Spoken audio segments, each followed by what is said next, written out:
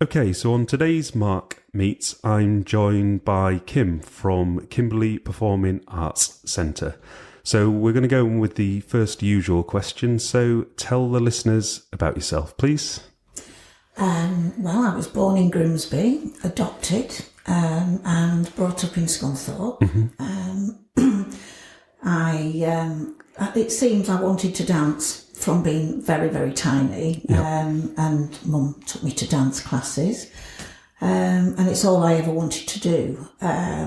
School-wise, I was at Frodingham Infants, Brumby Juniors, High Ridge, and then went to John Leggett College. But all the way through, all I ever wanted to do was dance. Yeah. Unfortunately, things didn't quite work out the way were planned. It seemed, back in the day, you could only go to dance college if you got the funds to pay for dance college. And my mum and dad just never had the funds to pay. And being quite short, there wasn't the work for somebody like myself. Anyway, I mean, you used to get the Stage magazine and it used to be 5'5" and above. I managed 5 foot and then, and that was it. So there was no professional openings there for me. But my dance teacher used to say it's okay because you can teach. Right. It wasn't something that I wanted to do because I was just passionate about performing. However, I used to do great in competitions, but when it came to exams, I couldn't pass exams in dance. And so in the end, I thought, well, it's never going to happen for me. And I got a job and I was working at British Rail. I still went to dance classes, but then I was so disheartened that that's not what I could do. I got a job in Jersey. I went over to Jersey for a couple of years.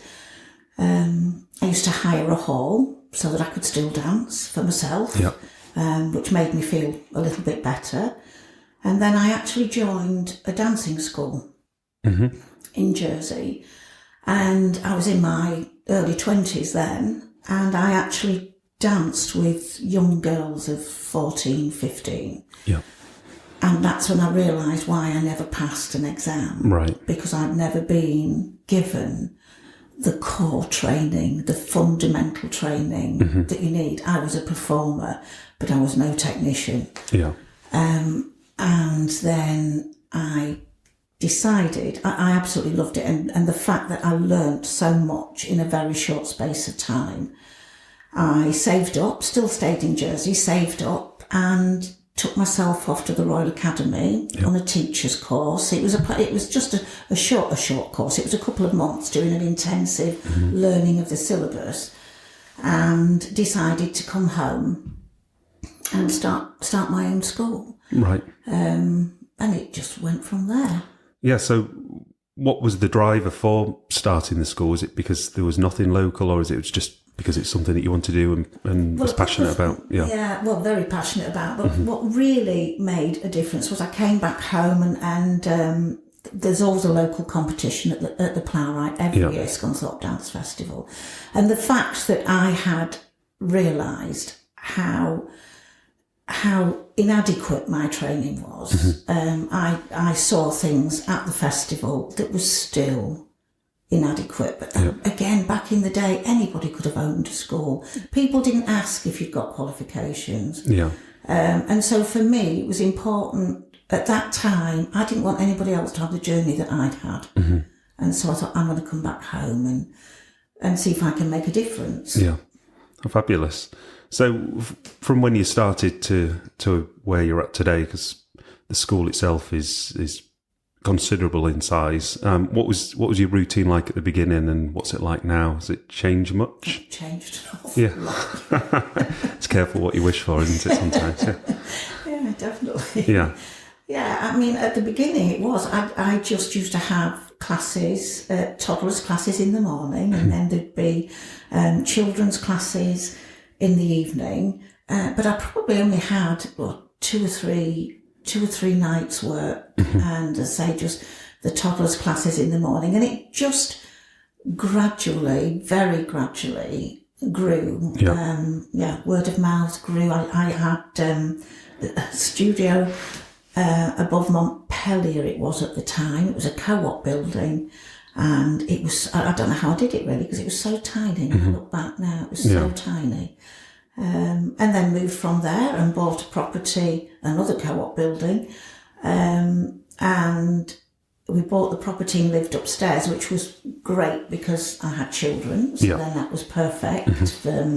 I wasn't being dragged away from home, but even then we outgrew the building.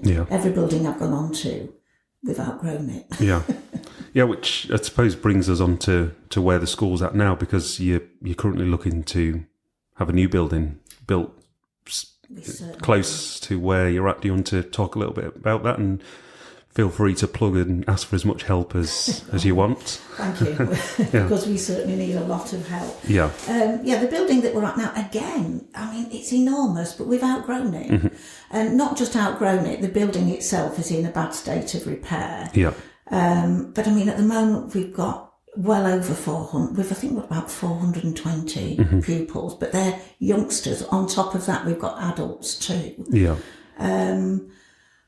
So we need this new build. And apart from anything else, because we're based on Enderby Road in Riddings, it's an eyesore. The building is an eyesore. And you know, we want all of our members and the community to feel proud of what we've got.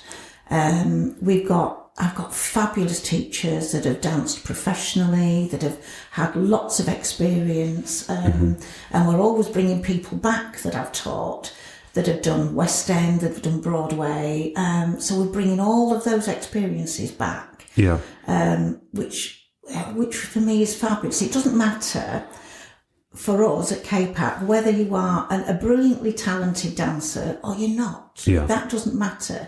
What matters is it's like it's a community in itself. It's and for children, particularly these days, there's no youth clubs like there used to be. It's somewhere for them to go and meet. We've got a lovely big reception area, and we want that in the new build. So it's a place for them to come, meet. There's people to talk to. As I say, it's a big community thing, and if you're not a great dancer, there's still something for you to do, and you matter. Everybody matters. That's really important. I can speak from experience, and can't thank you enough, and I'll keep thanking you throughout this of what you've done for my children, and I witness it firsthand at the shows, how fabulous they are, how inclusive they are, how you see children from different backgrounds brought together and working together and learning life skills that go beyond whether, as you say, they're a good dancer or not. And I'm certainly not qualified to comment, but on that level, it's an inspiration to see, and the reach of KPAC for the community is wide. You'd struggle to speak to a family in Scunthorpe that doesn't have some sort of immediate connection to it or historical connection. So I would really urge anybody that's listening to get in contact with KPAC and see what they can do to help deliver this dream, because it would be a fabulous statement, and all started by you. So you could be extremely proud of that. So well done on that front. So just to change it a little bit before maybe go back to some more serious things in terms of hobbies away from delivering award-winning dance training. What are your hobbies? I love reading. I love reading, and I love sports. I particularly like football. Not that I play, but I do like watching. A particular team do you like? Manchester United. Okay, well, we'll that's the only thing we'll have cross swords on today. And it's interesting, actually. You were going through your experience of wanting to be a dancer and the restrictions that came from height, because I too am a massive football fan, and don't make any secret of that. But a lot of the best coaches tend to have a shorter career in football and then become a good coach. They don't.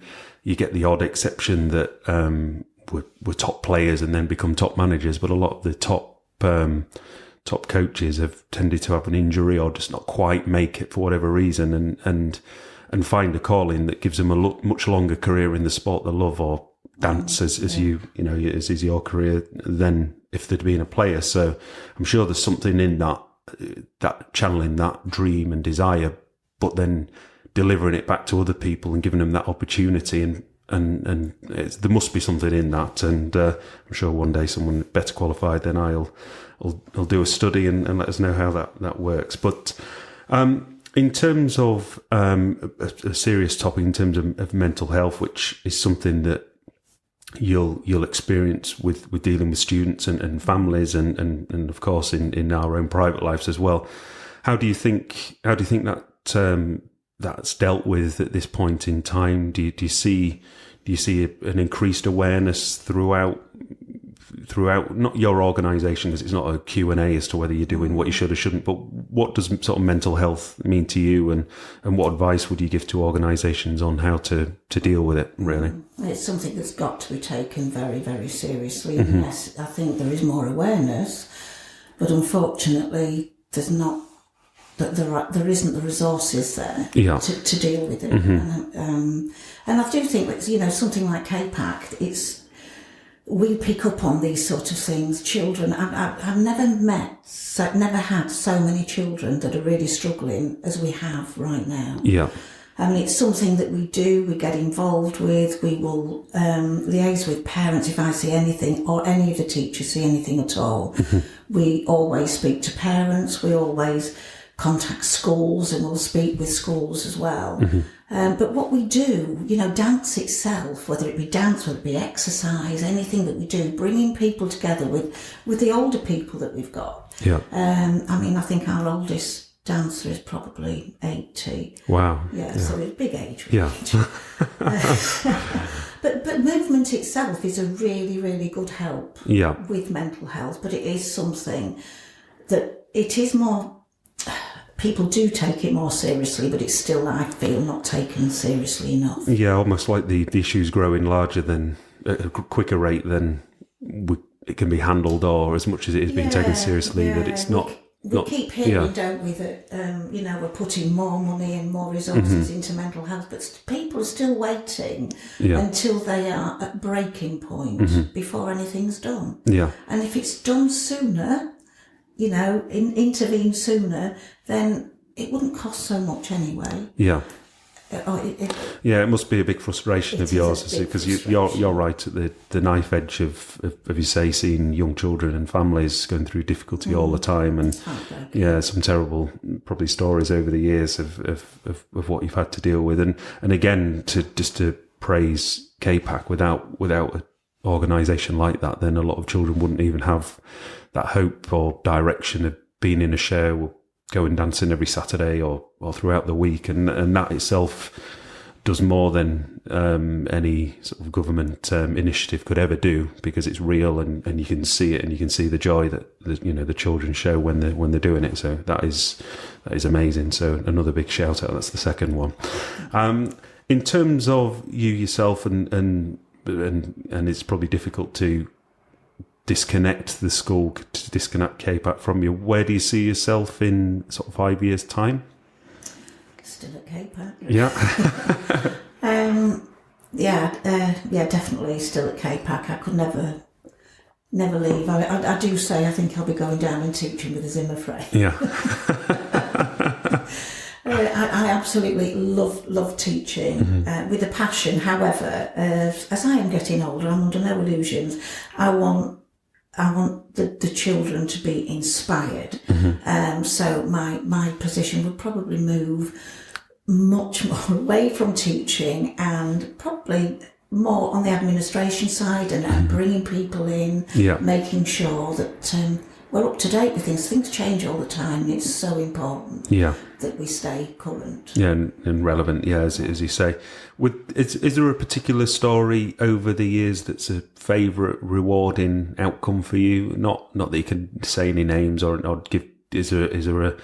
Is there a moment that fills you with the most pride of KPAC, or is it just every day, every moment? Or to be honest, there's been lots and lots of moments, but we do give scholarships away at KPAC if we see somebody that otherwise wouldn't have the opportunity, or don't even realise how talented they are. we do give scholarships, and one particular person, we go out to schools, and I spotted, there's been a few, but there was this one particular person I spotted at a school, primary school, gave them a scholarship, and, you know, that it's completely changed their lives. Yeah. Completely changed their lives. They did go to full-time training, come out with a degree. It's given them a purpose. It's changed that circle. That's incredible. Yeah, that intervention, that little bit of it's a good feeling of something. And if anybody or individual or business is listening and they want to support a scholarship, please again contact KPAC, and they'll give you the details, and it probably wouldn't cost as much as you would think, and to know that you've helped that one child break the circle, as Kim said, would be probably more rewarding than most donations that you could make, and it's something that you could certainly see and witness that as well. So again, I do implore people to get involved with that. What would you tell your 20-year-old self if you could? It's always one of my favourite questions, this. Just, you know, if you're passionate about something, there's always a way. Don't give up. Mm-hmm. Don't give up. Keep working hard. Yeah. And find a way. Yeah. Yeah. Yeah. So it is difficult when you've first got an idea to believe that you can achieve it, but there is, don't get me wrong, there's always compromises to get over hurdles, and it's not always as easy as it seems, but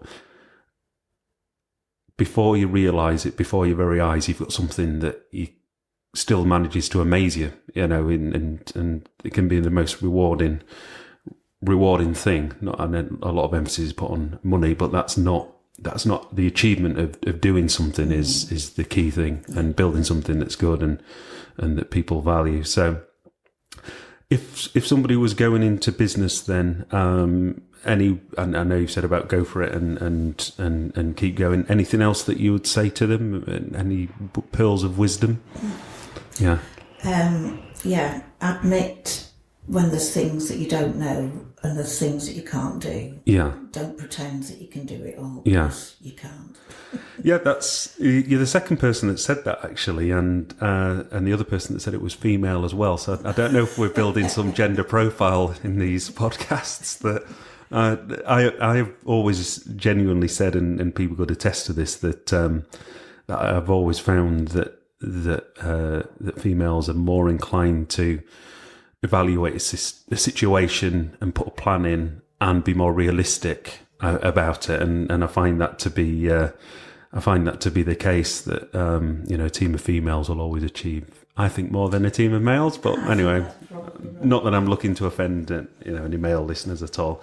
And just to wrap it up, really, in terms of a quote or a phrase, do you have anything that you either lean on yourself or you find yourself saying constantly to other people? Never give up. Yeah. Never give up.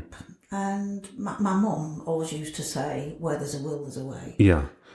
The old phrases, if you like, are the best, really, because they're used frequently, but they tend to act as a bit of a reality check and also a go again mentality, and sometimes that is needed, and that again is something that a sport or specifically an art like dance shows, that you can initially maybe have to do something 50 times and you'll do it once, but eventually it will become natural. But it's getting past them 49 times when it either hurts you physically or mentally or both, and you think, I can't do this. It is a battle with yourself, and most things in life are. At the end of the day, we judge ourselves against maybe other people, but we should really judge ourselves against us and look at what we've done and achieved, and is that the best we can do? And if that is the case, then we can be proud of that. Well, thank you very much for coming in, Kim. I appreciate it. It's been very nice to spend some time with you and learn some stuff about you. I'm sure I'll see you tomorrow when I drop Emily off at dancing as well. So I'll be sure to buy you a cup of tea to thank you for coming in. So that's a thank you from me, Mark. Thank you. Thank you. Bye. Thank you.